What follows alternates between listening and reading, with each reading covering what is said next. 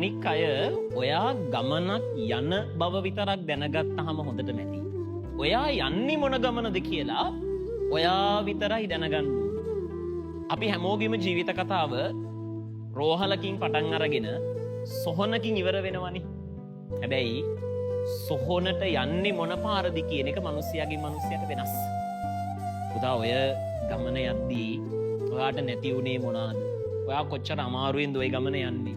ඔයා ජීවිතේ කොච්චර දුක් විඳලා ඉන්නවද කියන එක හැමෝම දැනගන්න ඕනේ නෑ. හැබැයි ජීවිතේ අන්තිමට අවසාන හුස්ම ටික හෙලනකොට හිත සතුටු වෙන්න පුළුවන් දේවල් ටික විතරක් ඔය ගමනේ අතරමැද එකතු කරගන්න.